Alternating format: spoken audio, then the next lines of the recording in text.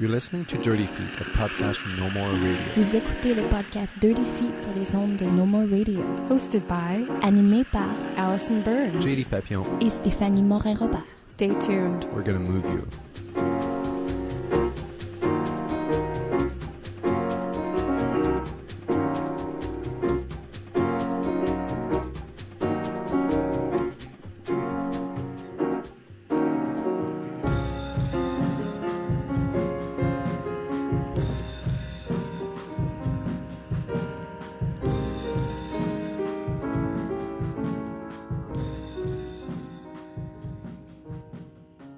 Bonjour tout le monde, bienvenue au 57e épisode de Dirty Feet. Donc, c'est décembre, c'est la fin de la session. Donc, ça rime avec Cru d'automne, le spectacle annuel de l'École de danse contemporaine de Montréal. Donc, avec nous, nous recevons Lucie Boissineau, qui est la directrice artistique et des études de l'École de danse contemporaine de Montréal. Et avec nous, nous avons également deux étudiants, donc Jean-Benoît Labrec et Hélène Remoué, qui vont participer dans ce spectacle-là définissant de l'école. Il y a 3 pièces qui sont présentées dans le cadre de cette soirée. Il y a tout d'abord des créations de Dana Gingras et Jacques Poulain-Denis, qui sont difficiles de m'arrêter lorsque mon cœur bat si vite, de Dana Gingras, et Select de Jacques Poulain-Denis. Donc, tout d'abord, bonjour tout le monde. Merci d'être venu à l'émission aujourd'hui. Merci. Donc, ça, c'est une tradition, le spectacle de fin de session de l'École de danse contemporaine de Montréal. Vous avez tout de même l'habitude beaucoup de faire des nouvelles créations et de faire du répertoire. Donc, Madame Boissineau, si vous pouviez nous parler un petit peu du programme de cette année. Oui, avec plaisir. Alors, d'abord, j'ai commencé à imaginer ce programme en invitant Estelle Clarton à recréer, si tu veux, S'envoler, que j'avais vu en 2010 et que j'ai adoré.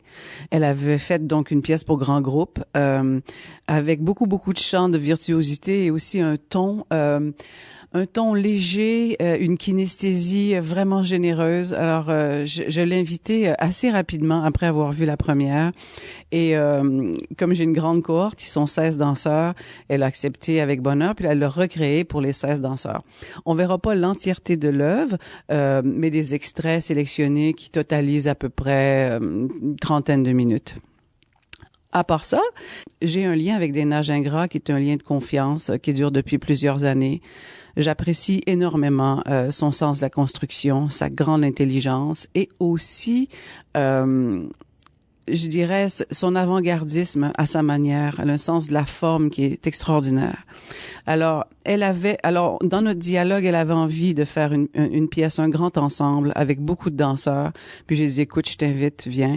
Et elle a choisi différents extraits de Smash Up, entre autres, des extraits très, très exigeants avec un travail au sol musclé qui appartient aussi à son trademark avec Holy Body Tattoo. Donc voilà, elle a choisi des extraits de son répertoire, mais elle a recréé une pièce pour les étudiants. Ils sont une dizaine. Et Jacques Poulain-Denis, évidemment, j'adore son ludisme, et puis c'est un artiste que je suis beaucoup, et lui, mes invitations sont régulières, puis cette fois-ci, ça fonctionnait bien pour lui. Donc lui travaille à une création avec un groupe de 6 danseurs. Voilà. Et balancé là-dedans, on a entre autres ces 2 étudiants-là, Jean-Benoît Labrec et Hélène Remoué. Donc, bonjour encore. Parlez-nous de vous, en fait. Vous êtes finissant maintenant à l'École de danse contemporaine de Montréal. J'aimerais en savoir un peu plus sur votre parcours, d'où vous venez, ce que vous avez fait.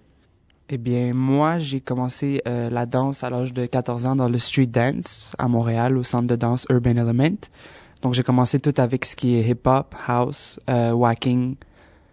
C'est pas mal les 3 disciplines que je me suis concentré. Puis, j'en faisais un bon 20 heures par semaine. J'ai décidé après, rendu au cégep, j'ai décidé d'aller en danse. Pourquoi pas, si j'aime la danse. Donc, j'ai commencé contemporain au cégep.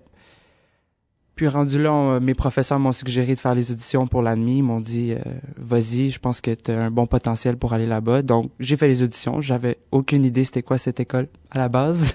Je me suis informé, par exemple. Ensuite, j'ai fait les auditions, j'ai été pris et j'en suis très heureux. Donc, je suis à ma 3e année, puis très comblé. Voilà. Allô, moi j'ai commencé la danse en France, parce que je suis française. J'ai commencé dans une petite école de loisirs. J'ai commencé par du jazz, du ballet, du contemporain. Puis je me suis rendu compte que c'était vraiment quelque chose qui m'animait, la danse. Puis je voulais devenir professeur. Puis quand j'ai compris qu'on pouvait devenir danseur, j'ai tout ciblé sur ça. Donc je suis montée à Paris, au Conservatoire de Paris, en me spécialisant en danse contemporaine. En sortant de Paris, on a 18 ans, on est encore jeune pour danser professionnellement à Paris. Donc je me suis dit, quitte à refaire encore une école professionnelle, je vais partir à l'étranger. J'ai cherché, j'ai trouvé anciennement l'ADMI, maintenant l'école de danse contemporaine. J'ai adoré les vidéos, j'ai adoré les chorégraphes que j'ai vus sur Internet qui étaient installés là-bas. Donc j'ai tout donné, j'ai envoyé mon DVD, puis j'ai été prise. Et pour moi, c'est vraiment une grande opportunité. C'est des choix de vie qui sont actuels, puis qui sont plus tard pour le futur. Je me laisse du temps, je me considère pas encore finissante à l'ADMI, il me reste encore un bon 6 mois pour réfléchir, puis encore pour m'améliorer, puis à profiter du groupe qu'on a, puis des chorégraphes qui sont là. Voilà. Merci. Et Madame Boissonneau, vous avez reçu l'an dernier. Oui. On avait discuté énormément du rôle en tant que directrice artistique, directrice des études. Mm-hmm. Si vous pouviez nous offrir un petit... nous remettre un peu en mémoire justement cette discussion-là qu'on avait eue, votre parcours. Mon parcours? Et tout. D'accord. Eh bien, je suis à la direction artistique et des études de l'école depuis 8 ans maintenant, presque accomplie. Mais bien sûr, avant, j'ai eu un parcours d'interprète très important. Hein. J'ai dansé de 17 à 45 ans. Donc, c'est ça me définit beaucoup encore, mais j'avoue que ce travail de direction est aussi un travail très, très créatif que j'adore. J'aime, si je vais peut-être parler du présent, mais j'aime beaucoup, beaucoup être dans la mouvance du milieu de la danse contemporaine, de réfléchir à ce qu'elle est en train de devenir, de permettre aux jeunes d'avoir des rencontres signifiantes, audacieuses, qui sont différentes aussi les unes des autres. Donc, je me donne beaucoup à ce travail, si tu veux, en ce moment. Mais toujours enrichi par mon parcours d'interprète, d'enseignante. J'ai commencé à enseigner, j'avais 25 ans. Donc, j'étais assez maniaque de la technique et de l'enseignement. Et j'ai enseigné dans tous les pôles supérieurs là, qui est ici à Montréal, bien sûr, et ailleurs au Canada. Voilà, ça c'est un petit résumé, mais c'est ça. Quand on parle de l'École de danse contemporaine de Montréal, on parle également de cette possibilité-là de travailler avec des chorégraphes de façon très proche. Donc, vous faites partie de 2 créations qui ont été faites avec vous, en collaboration avec les étudiants. Ce processus-là, comment vous l'avez vécu cette année en fait? Et si vous pouviez nous parler un peu de chacune des créations que vous faites. Oui, moi je vais parler pour Dana Gingras. Elle est arrivée, elle nous a dit qu'elle savait pas vers où elle s'en allait. Elle nous a demandé de créer des phrases au sol. Elle nous a laissé 10 minutes. À partir de ces phrases au sol qu'on s'est montrées, on a créé des duos. De là, elle nous a montré des phrases de répertoire. De là, on a créé d'autres choses. Donc, on avait comme un melting pot de séquences de mouvements qu'elle a ensuite structurées dans l'espace. Puis, selon les personnes, ça a formé des groupes, des duos, des ensembles. Non, ça a été très, très simple dans sa façon de créer. Voilà. Puis nous, avec Jacques Poulain-Denis, on a pris le premier cours pour simplement discuter. On est 6, donc on a vraiment pris le temps de parler de chaque background de tout le monde, de son background à lui aussi. Ensuite, il nous a dit « Levez-vous et dansez ». Fait qu'on a dansé pour lui, avec sans aucune restriction. Il nous a mis la musique « Go for it ». On a dansé. Ensuite, là, il a visualisé un peu qu'est-ce qu'il voulait. Il nous a dit « Maintenant, imaginez que vous faites tirer par des fusils et que vous êtes des zombies ». Donc, ça a commencé par cette espèce de monde bizarre-là, qu'on a ensuite évolué par d'autres constructions d'improvisation super libre. On a eu une très grande liberté dans la création en tant qu'interprète, fait que ça, c'était vraiment cool aussi. On prenait un bon 15-20 minutes à chaque pratique au début pour discuter de qu'est-ce qu'on aime, qu'est-ce qu'on n'aime pas. Ensuite, on n'a pas vraiment créé de séquences. C'était beaucoup des improvisations structurées qu'on a collées ensemble. Puis de là, il est sorti une espèce de théâtralité de nos mouvements. Fait que là, c'est vraiment rendu une création très théâtrale. Puis vous devriez voir pour voir parce que pas trop en dire. Il a créé un monde vraiment ludique. Oui. Évidemment, il y a un sens de l'humour qu'on connaît. C'est c'est une petite communauté assez déjantée, j'avoue. Ils sont frappants. Et cette théâtralité-là, je l'ai vue évoluer, tu sais, d'une répétition à l'autre, d'un vendredi à l'autre, le jour où je vais toujours dans les studios. Et j'avoue qu'il y a un humour qui est assez cinglant par moments et une certaine critique sociale sur le paraître. Au niveau de ces, en fait, comment vous êtes dispersés dans ces créations-là, comment est-ce que c'est choisi pour ça? Parce que vous faites deux univers très différents d'une certaine façon. Déna Gingras, Jacques Poulain-Denis, ils ont leur approche assez distincte. Comment est-ce que les étudiants sont séparés dans les créations qu'ils vont faire exactement? C'est une bonne question. C'est une excellente question. En fait, a priori, j'aimerais que tout le monde rencontre tout le monde. C'est très difficile pour moi de faire ce qu'on appelle un casting, puisque je trouve que chacune des rencontres est valable et formatrice. Alors, mes choix sont faits avec différentes perspectives, si on est en première, en deuxième ou en troisième année. Plus on s'en va vers la troisième année, plus j'essaie de faire des choix qui vont mettre en valeur au maximum les individus, les artistes que je ressens, que je pressens. Toutefois, il y a toujours des cadeaux enfouis dans tous les artistes et bon, je me dis peut-être qu'il y en aurait un. Si, par exemple, j'avais choisi de mettre Hélène avec Jacques Poulain-Denis, j'aurais certainement eu un autre personnage tout aussi fabuleux que les autres, tu vois. Fait que c'est un compromis nécessaire. Mais vers la troisième année, je m'arrange toujours pour que les gens soient mis en valeur le plus possible dans leur champ de virtuosité à eux. On en développe beaucoup à l'école, les champs de virtuosité, mais j'essaie toujours de cibler. Mon dernier casting, c'est toujours le plus difficile à faire.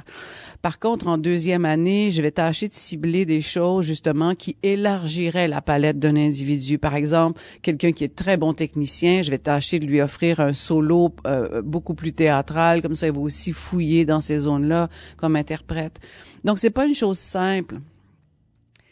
Mais ce casting-ci, je me suis dit que non, c'est tough. C'est tough parce que Jacques Poulain-Denis, il est très imprévisible premièrement, hein, parce que comme Jean-Benoît le disait, c'est quelqu'un qui part, qui est très très très instinctif. Il arrive, il a pas nécessairement scénarisé à l'avance, puis la création va sortir du chaos avec lui, fait qu'il va extirper le meilleur de tout le monde en somme. Donc voilà, si c'était possible, si j'avais assez de budget, tout le monde ferait tout. Mais d'autre part, c'est bon d'avoir des petits groupes aussi, hein, parce que ça met en lumière les individus davantage, ils prennent tout l'espace. Puis pendant les castings, je sais pas c'est quoi exactement les étapes de si vous allez recevoir une lettre pour dire vous faites partie de tel groupe ou c'est vraiment affiché sur le babillard dans le corridor de l'école, mais vos réactions quand vous avez vu avec qui vous allez travailler et aussi le questionnement derrière ça. Pourquoi je me suis fait placer dans quel groupe? Donc, ça m'intéresse un peu de voir les réactions derrière la nouvelle du casting. Ben, c'est sûr qu'il y a beaucoup à la base de spéculation. On sait qu'il va sortir à une certaine date. Tout le monde, on a nos prédictions, on fait nos gambling, on gage, tu sais. Mais nos réactions, en fait, on était pas mal on l'a eu dans le mille, en fait, je pense. Oui. Quand on a prédit que ces gens-là vont être avec Jacques, on savait qu'ils voulaient un plus petit groupe. On avait même déjà divisé 10-6, nous autres aussi. Mais on sait rien du tout à la base. Fait qu'on a eu... on était surpris, mais pas surpris, tu sais. Ouais. Mais je pense que peu importe, tout le monde voulait vraiment travailler avec les deux. Comme Lucie l'a dit, c'est deux mondes complètement différents, deux travails différents. Je pense que tout le monde aurait pu en sortir gagnant. Fait que moi, personnellement, peu importe si j'avais été avec Dana ou Jacques, j'aurais été super content. Après, je pense qu'on est à un stade où on est assez mature pour se dire, OK, je suis dans tel casting, c'est certainement parce que je dois travailler ça ou parce que j'ai telle qualité que je veux pousser.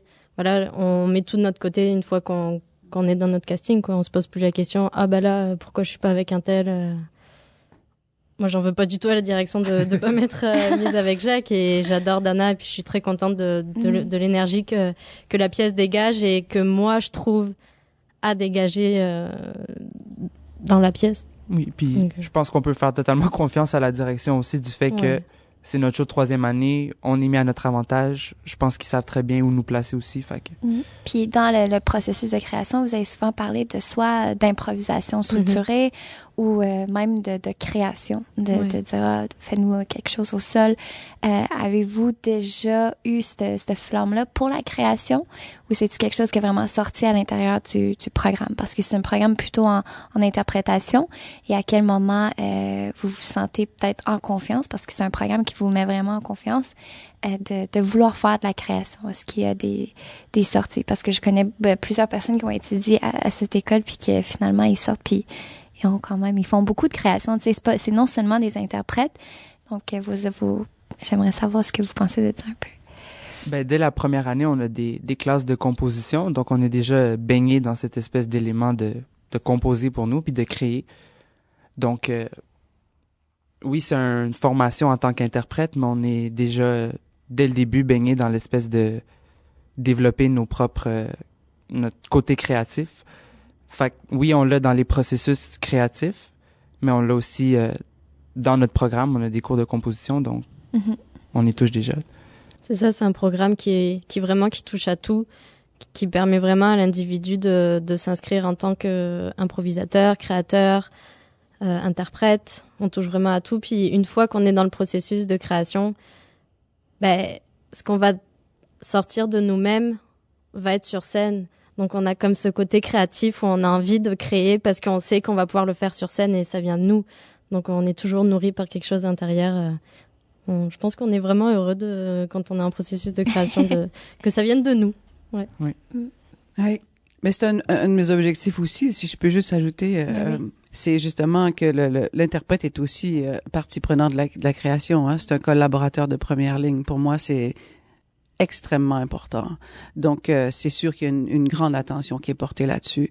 Et c'est vrai que, bon an, mal an, il y a 1 ou 2 chorégraphes qui émergent de l'école et qui se destinent à ça, même s'il n'y a pas nécessairement l'étiquette chorégraphe là, à coller au titre du programme. On mentionnait plutôt l'univers très ludique de Jacques Poulain-Denis. C'est quelque chose qui est intéressant à voir dans vos choix de chorégraphes qui vont être présentés pour un spectacle qui est avant tout dans un cadre scolaire. Même si une école professionnelle, ça reste un cadre scolaire. On pense entre autres l'an dernier avec Jean-Sébastien Lourdet, Georges Tamos, qui sont des travaux qui ne se prêtent pas nécessairement à l'idée du parent qui va voir son enfant dans un spectacle de danse. Je veux pas. À quel point cette année, est-ce que vous sentez, est-ce que cette crainte-là de qu'est-ce que mes parents vont pouvoir faire cette année, tu sais? Est-ce que c'est quelque chose qui est un peu ressorti des pièces dans lesquelles vous vous trouvez? Ou comment vous avez vécu cette création-là, justement, avec des créateurs qui sont tout de même assez intenses, d'une certaine façon, dans ce qu'ils peuvent aller chercher chez les interprètes? Personnellement, mes parents sont très ouverts. Ça fait longtemps qu'ils me voient danser, comme j'ai dit, depuis l'âge de 14 ans, donc ils en ont vu beaucoup. Ils m'ont vu en première année en bobette, le père est fait que... Mais c'est vrai, tu sais. Puis, non, ils sont toujours là pour me supporter. Pour moi, c'est comme ça. Je sais que pour certains... la plupart des gens à l'école sont super supportés par leurs parents parce que c'est un choix de carrière qu'on fait quand on est à l'ANMI, donc les parents sont au courant de qu'est-ce qu'on fait. Mais je pense pas que Jacques soit si difficile à atteindre en tant que spectateur, là. C'est drôle, mais c'est pas... je pense que c'est accessible à tout le monde, vraiment. Ouais, c'est pas un show trop trash. Non, vraiment pas. Il n'y a rien de déplacé. Il y a rien de trop troublant. J'avoue que le spectacle l'année dernière était possiblement celui, justement, où je me disais, OK, Lucie, tu sais, sois prête à tout parce que je suis l'ultime responsable de cette aventure-là, évidemment, tu sais. Mais moi, j'adore l'audace et je me dis, il faut continuer d'aller là-dedans, là, tu sais.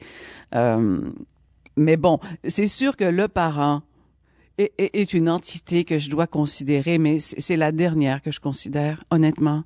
C'est les jeunes, d'abord, l'art. Oui. J'aimerais revenir, en fait, sur justement le spectacle de l'an dernier avec Jean-Sébastien Lourdet, avec Georges Tamos.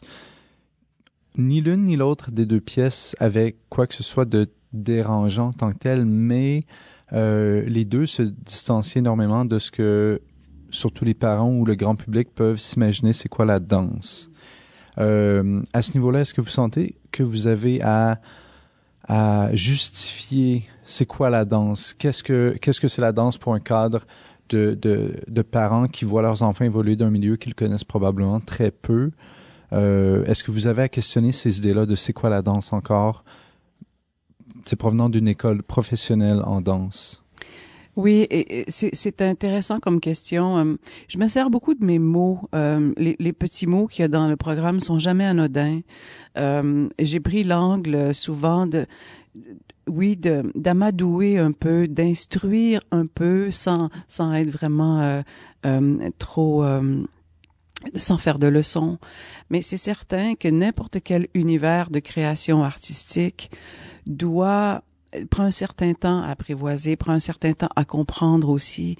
Et la chose qui est super touchante pour moi, c'est sûr, c'est de voir des parents qui viennent voir leurs enfants, puis ils les ont toujours vus beaux. Tu comprends? Toujours beaux dans les représentations qui étaient peut-être un petit peu moins, qui étaient plus dans les standards.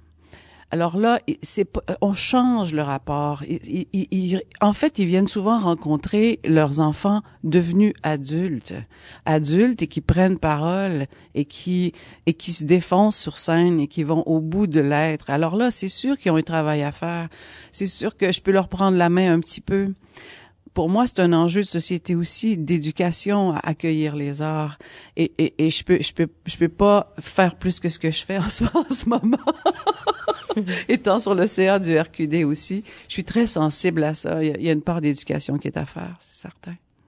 On a mentionné également que les deux chorégraphes allaient un peu chercher de vous, un peu chercher de vos forces, de ce qu'ils vous voyaient plus naturel dans votre mouvement.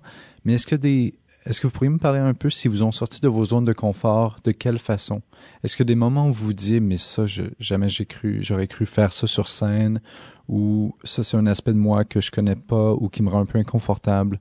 Est-ce qu'il y a eu des moments comme ça à travers ces deux créations-là pour vous? Dana, c'est une gestuelle qui pousse l'individu Au-delà de ses limites physiques. C'est une danse de sol, vraiment, il y a vraiment que du sol. Puis notre tête tourne tout le temps, on perd nos repères, nos yeux, on sait plus où regarder. C'est vraiment une danse où il faut être concentré tellement à 100% pour garder le groupe ensemble. Donc c'est vraiment, je pense, le fait d'être toujours en train de se battre pour pas perdre la musicalité, les contres, être à côté de son ami qui danse. C'est vraiment une danse cérébrale, mais tellement physique. C'est vraiment une danse complète. Puis c'est l'énergie là qu'on vient chercher. C'est toujours l'énergie, jamais la lâcher, parce que si tu la lâches, ben tu perds le bateau, puis t'es déjà dehors là. Puis pour Jacques, pour ma part, je joue un rôle pas mal un peu de... on a tout un rôle un peu clown dans cette pièce-là. Pour moi, c'était un naturel, je pense, que je me suis découvert un peu clown avec cette pièce-là. Puis ça a été quand même facile. La nouveauté dans ce processus-là, c'est ma place par rapport à la création. J'ai jamais eu autant de possibilités puis de paroles. Fait que pour moi, c'était est-ce que je peux me permettre de dire peut-être que ça fonctionne pas, est-ce que de m'imposer, je me suis jamais autant imposé. Fait que pour moi ça c'était la nouveauté. C'était pas nécessairement dans la gestuelle puis dans la pièce en tant que telle, mais c'était dans le processus vraiment que ma place a été elle a changé des processus antérieurs qu'on a eu avant. Fait que pour moi c'était la nouveauté, l'implication. Donc, on a parlé beaucoup des processus de création pour les nouvelles créations qui sont faites en collaboration avec les étudiants. Mais il y a également une pièce d'Estelle Clarton qui est du répertoire, qui est S'envoler. Donc, on n'en a pas vraiment discuté. Est-ce que vous pourriez me parler un petit peu de ce processus-là qui va être présenté au même spectacle? Moi, Estelle Clarton, S'envoler, ça a vraiment été ma pièce coup de cœur à date depuis le début de ma formation. Le processus s'est fait vraiment simplement. C'est une personne vraiment simple. Elle nous a appris sa gestuelle. C'est une gestuelle qui est explosive, qui bouge tout le temps, qui est sur le qui-vive et qui est très très dynamique. Puis j'adore ça, j'adore vraiment ça. Il y a beaucoup de travail de partenaire. C'est vraiment une danse animée par quelque chose d'intérieur, pas par une émotion, mais un état, on va dire. Ouais. C'est l'état oiseau. On incarne vraiment des petits oiseaux sur scène. Sans toutefois la jouer, c'est vraiment une espèce de tension dans le corps entre l'inquiétude d'être seul et le sentiment de sécurité d'être en groupe. C'est vraiment deux états qu'on joue entre les deux sans les mimer. C'est vraiment dans la gestuelle. Puis pour le processus, ça a été vraiment, on apprend la gestuelle, on prend le rôle de quelqu'un, on fait un bon copier-coller. C'est ça qui est le fun aussi parce que les interprètes dans S'envoler sont excellents. C'est vraiment, pour ma part, c'est vraiment un grand défi technique. Je trouvais que la pièce englobe beaucoup tout ce qu'on apprend aussi à l'ANMI, le partenaire, la technicité, en étant fougueux. C'était un grand travail qui est très satisfaisant. Elle nous a toujours laissé une petite place, c'est-à-dire que sa gestuelle à elle nous a toujours permis de la danser à notre manière. Oui. Donc si elle y met mes petits bras qui allaient sur le côté, elle le gardait. Elle nous a vraiment pris en tant qu'individu, même si c'est une pièce de répertoire, on sent que ça a quand même été vraiment adapté à nous. Puis ça, c'est vraiment intéressant pour nous en tant que danseurs en formation. Là. On a tous retrouvé nos personnalités là-dedans. On a tous trouvé nos propres oiseaux avec sa gestuelle. C'est ça qui est cool. Et au niveau de ce passage du répertoire-là, ça a été passé par une des danseuses de Estelle Clarton, par la chorégraphe elle-même? Par elle-même. Okay. On a eu quelques petites visites de 2-3 interprètes. Brice et Esther. Je me mélange Esther. Brice, Esther ou Soumoura. Mais la plupart de la gestuelle a été montrée par la chorégraphe elle-même, oui. Elle nous a vraiment accompagnés tout au long du processus. Ouais. Aussi par les vidéos, si on regardait les vidéos, rembobiner, regarder c'est qui notre rôle, qu'est-ce qu'il fait à ce moment-ci. Donc. Et cette rencontre-là avec les danseurs, avec les interprètes que vous alliez remplacer, entre parenthèses, c'était comment en fait cet échange-là? Quelle sorte de questions vous leur posiez? Comment vous approchiez cette rencontre? En fait, sont surtout arrivés après qu'on ait appris la gestuelle pour raffiner le travail qu'on a fait, puis surtout côté interprétation. Donc, on avait déjà un peu la gestuelle en main. Fait que les questions qu'on posait, c'était surtout par rapport à comment tu le feels, comment toi tu perçois la chose à ce moment-ci, principalement dans la pièce. Donc, c'était pour enrichir le travail surtout qu'on posait les questions, que je posais les questions et que toi aussi, Hélène. Ouais, puis comme la pièce n'est pas complète, nous c'est vraiment des petits bouts qu'on a pris. Donc quand ils sont venus, c'était vraiment agréable qu'ils nous donnent leur feedback parce que nous on n'a pas eu tout le cheminement, la danse qu'il y a eu avant pour arriver à cette séquence-ci. Nous, on l'a fait directement, donc c'est vraiment bien qu'on ait eu des retours pour qu'ils nous disent, là, à ce moment-là, là, t'es inquiet, là, t'es comme ça, là, t'es comme ça, là, t'es comme ça. Donc, c'était cool. J'aimerais savoir un peu la différence de votre expérience d'apprendre un parti qui existe déjà ou de remplacer un danseur, comme JD a dit, ou de faire partie de la création vraiment, puis faire partie de la pièce qui se construit, qui change. Et donc, un peu la différence de l'expérience derrière les deux approches différentes. Les deux processus sont différents parce que quand tu apprends une pièce de répertoire, t'es tout de suite lancé dans il faut que tu apprennes la gestuelle. Donc, on a un bon 2 semaines de garrochage, si je peux dire, de mouvement. Puis c'est très, très mental. Moi, c'est un bourrage de crâne. Fait que faut que tu arrives le soir, tu révises tes trucs si tu veux les avoir le lendemain. Mm-hmm. Alors que lorsque tu es en création, c'est plutôt smooth au début. Puis là, vers la fin, là, il faut que tu wrap up vite parce que c'est la fin. Donc, c'est comme 2 mondes inversés, selon moi. Moi, c'est plus par rapport à l'interprétation, parce que quand on reprend des pièces de répertoire, tu vas regarder sur la vidéo tel danseur, puisque tu es associé à tel danseur. Mm-hmm. Puis là, tu trouves qu'il est bon, donc tu vas dire « Ah, je vais faire comme elle. Je trouve que c'est vraiment bien ce qu'elle fait. » Donc, tu essayes de reproduire. Puis au bout d'un moment, tu lâches ça. Tu as la gestuelle en toi, puis tu fais à ta manière, et puis t'évolues. Puis c'est vraiment intéressant. Mais quand tu crées, c'est vraiment différent parce que t'as pas de modèle extérieur.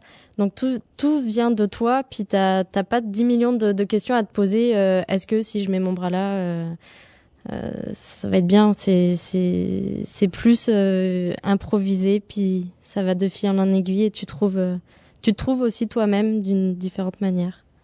Donc finalement, les deux approches reviennent au même. Ouais, pour moi, oui. Ça devient partie de toi.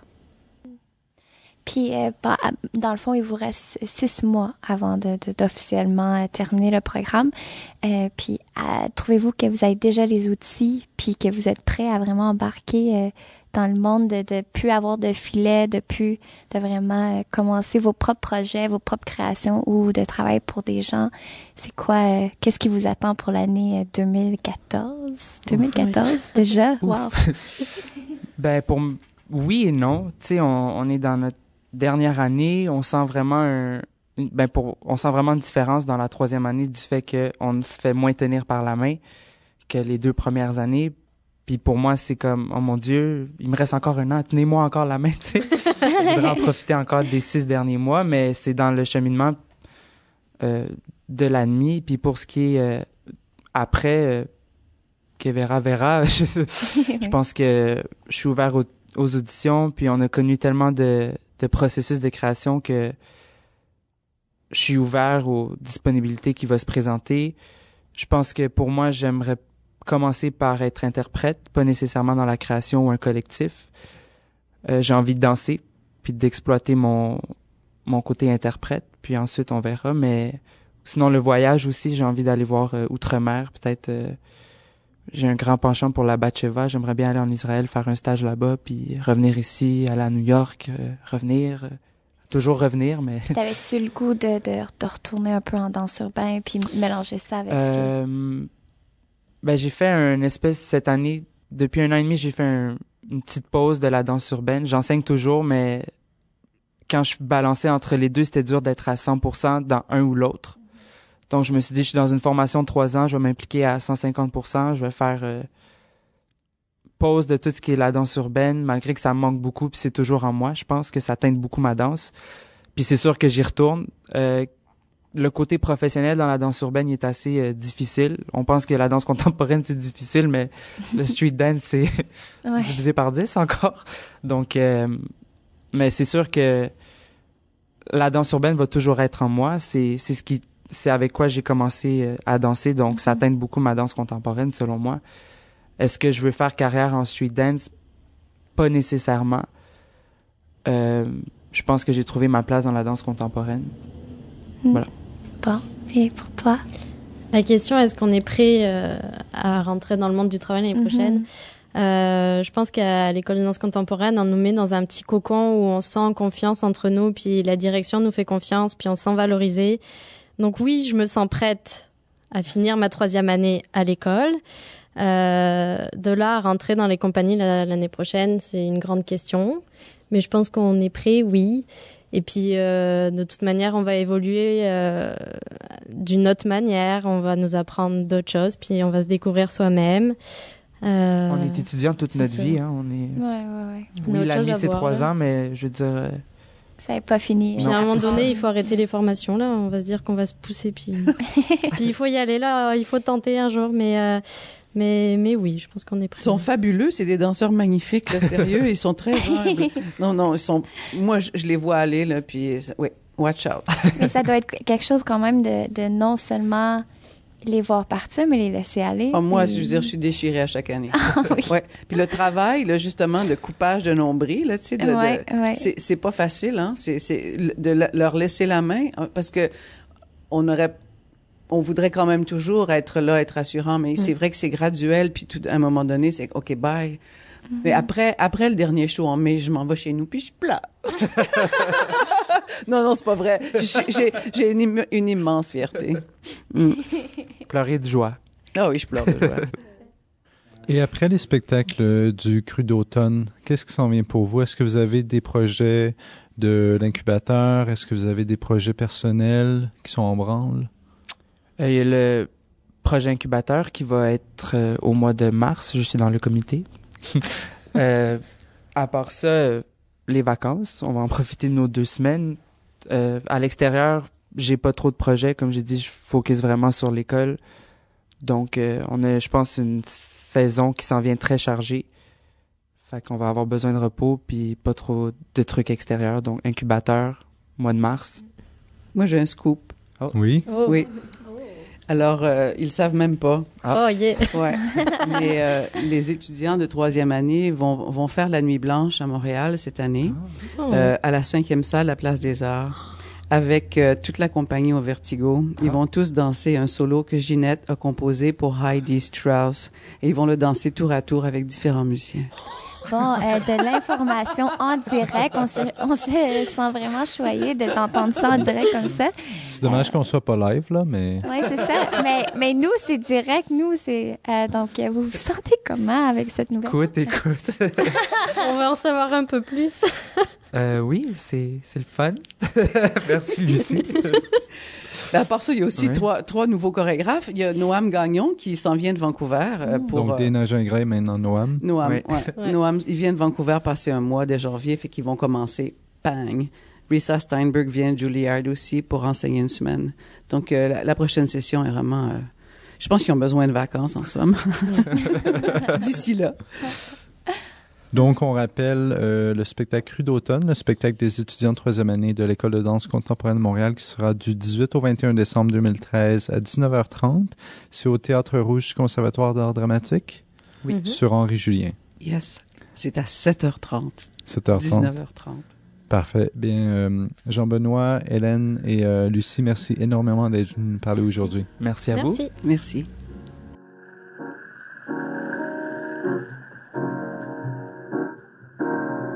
Dirty Feet is recorded every week at the Montreal Improv Theatre. Check them out at montrealimprov.com. Dirty Feet est produit et animé par Produced and hosted by Allison Burns. JD Papillon. et Stéphanie Morin-Robert. You can find out more about our show at nomoreradio.com, follow us on Twitter at Dirty Dirty Feet, and find us on Facebook at Dirty Feet Podcast. Vous pouvez écouter tous nos épisodes sur notre site web ou vous pouvez vous abonner également sur iTunes à notre podcast. Listen to past episodes on the website or subscribe to the podcast on iTunes.